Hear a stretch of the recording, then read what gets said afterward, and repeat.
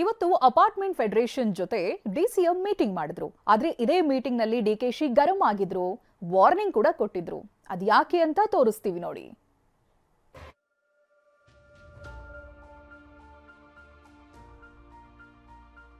Apartment federation ಜೊತೆಗಿನ ಸಂವಾದದಲ್ಲಿ DK ಗರಂ.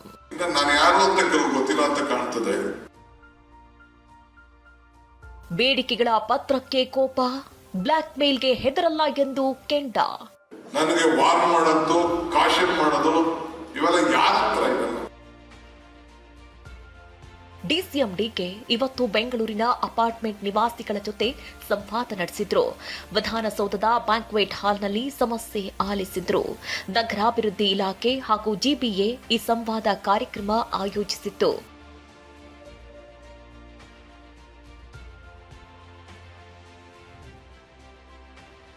ಇನ್ನು ಸಂವಾದ ಕಾರ್ಯಕ್ರಮದಲ್ಲಿ ಡಿಸಿಎಂ ಡಿಕೆ ವೇದಿಕೆ ಮೇಲೆಯೇ ಆಕ್ರೋಶ ಹೊರಹಾಕಿದ್ರು. ಬೆಂಗಳೂರು ಅಪಾರ್ಟ್ಮೆಂಟ್ ಫೆಡರೇಷನ್ ಪದಾಧಿಕಾರಿ ಕಿರಣ್ ಹೆಬ್ಬಾರ್ ಎಂಬುವವರು ಬರೆದಿದ್ದ ಪತ್ರದ ಬಗ್ಗೆ ಮಾತನಾಡಿ, ಬ್ಲಾಕ್ ಮೇಲ್ ತಂತ್ರಕ್ಕೆ ಹೆದರಲ್ಲ, ಹುಷಾರ್ ಅಂತ ಎಚ್ಚರಿಕೆ ಕೊಟ್ಟರು. ಈ ದೇಶದ ಪ್ರಧಾನಮಂತ್ರಿ, ಈ ದೇಶದ ಹೋಮ್ ಮಿನಿಸ್ಟರ್ಗೆ ಹೆದರದೆ ಜೈಲಿಗೆ ಬಂದಿರೋ ನಾನು, ನಿನ್ಗೆ ಯಾವನೊಬ್ಬ ಹೆಬ್ಬಾರ್ಗೆ ಎದುರ್ಕೊಳ್ತೀನಿ. ಬೇಸಿಕ್ ಕಾಮನ್ ಸೆನ್ಸ್ ಇಟ್ಕೊಳ್ಬೇಕು. ಯಾರ ಹತ್ರ ಡೀಲ್ ಮಾಡ್ತಾರೆ, ನನಗೆ ವಾರ್ನ್ ಮಾಡೋದು, ಕಾಶನ್ ಮಾಡೋದು ಇವೆಲ್ಲ ಯಾರ ಹತ್ರ ಇಲ್ಲ. ಯಾರ ಹತ್ರ ನಿಮ್ ಕರಿಬೇಕು ಅಂತ ಏನಿದೆ?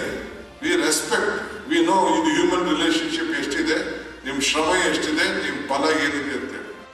ಇನ್ನು ವೇದಿಕೆ ಮೇಲೆ ಡಿಕೆ ಗರಂ ಆದ ಬಗ್ಗೆ ಪ್ರತಿಕ್ರಿಯೆ ನೀಡಿದ ಕಿರಣ್ ಹೆಬ್ಬಾರ್, ನಾನು ಧಮಕಿ ಹಾಕುವ ಪ್ರಯತ್ನ ಮಾಡಿಲ್ಲ ಅಂತ ಹೇಳಿದ್ದಾರೆ.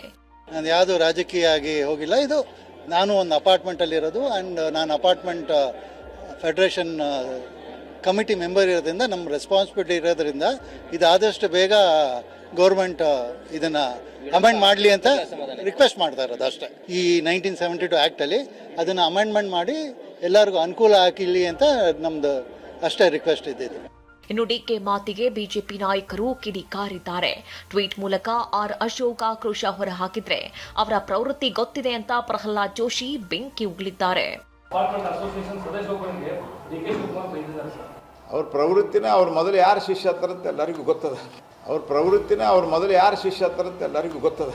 ಅವ್ರ ಪ್ರವೃತ್ತಿನ ಅವ್ರ ಮೊದಲು ಯಾರು ಶಿಷ್ಯ ಹತ್ತಾರಂತ ಎಲ್ಲರಿಗೂ ಗೊತ್ತದ. ಡಿಕೆ ಭಾಷಣದ ರೀತಿಗೆ ಉದ್ಯಮಿ ಮೋಹನ್ ದಾಸ್ ಪೈ ಅಸಮಾಧಾನ ಹೊರಹಾಕಿದ್ದಾರೆ. ನಮ್ಮದು ಪ್ರಜಾಪ್ರಭುತ್ವ ರಾಷ್ಟ್ರ, ಸಚಿವರನ್ನ ಪ್ರಶ್ನಿಸುವ ಹಕ್ಕಿದೆ.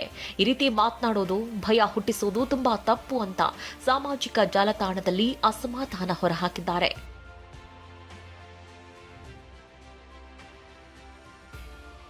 ಇನ್ನು ಅಪಾರ್ಟ್ಮೆಂಟ್ ಮಾಲೀಕತ್ವ ಮತ್ತು ನಿರ್ವಹಣೆ ಕಾಯ್ದೆ ಸಂಬಂಧ ಅಸೋಸಿಯೇಷನ್ ಪದಾಧಿಕಾರಿಗಳ ಅಹವಾಲು ಸ್ವೀಕರಿಸಲಾಗಿದೆ. ಎಲ್ಲವನ್ನ ಪರಿಶೀಲಿಸಿ ಬಳಿಕ ಜನಪರವಾದ ಕರ್ನಾಟಕ ಅಪಾರ್ಟ್ಮೆಂಟ್ ಮಾಲೀಕತ್ವ ಮತ್ತು ನಿರ್ವಹಣೆ ವಿಧೇಯಕ 2025 ಜಾರಿಗೆ ತರುವುದಾಗಿ ಡಿಕೆ ಭರವಸೆ ಕೊಟ್ಟಿದ್ದಾರೆ. ಲಕ್ಷ್ಮೀ ನರಸಿಂಹ, ಟಿವಿ9 ಬೆಂಗಳೂರು. ಇನ್ನು ಬೆಂಗಳೂರು ನಗರಾಭಿವೃದ್ಧಿ ಸಚಿವರು ಆಗಿರುವ ಡಿಸಿಎಂ ಡಿಕೆ ಶಿವಕುಮಾರ್ ಬೆಂಗಳೂರಿನಲ್ಲಿ ಅತಿದೊಡ್ಡ ಡಬಲ್ ಡೆಕ್ಕರ್ ಫ್ಲೈಓವರ್ ಮಾಡೋದಾಗಿಯೂ ಕೂಡ ಮಾತನಾಡಿದ್ದಾರೆ. ಬನ್ನಿ ಏನ್ ಹೇಳಿದ್ದಾರೆ ನೋಡೋಣ. ನನ್ನ ಇತಿಹಾಸದಲ್ಲೇ ನನ್ನ ಹೆಸರು ಉಳ್ಕೊಳ್ಬೇಕು ಅನ್ನೋದು ನನಗೆ ರಾಜಕಾರಣಿಗಳು ಪ್ರತಿಯೊಬ್ಬರಿಗೂ ಆಸೆ. ಆ ದೃಷ್ಟಿಯಿಂದ ನಾನು ಈ ಜವಾಬ್ದಾರಿನ ತೆಗೆದುಕೊಂಡಿದ್ದೇನೆ.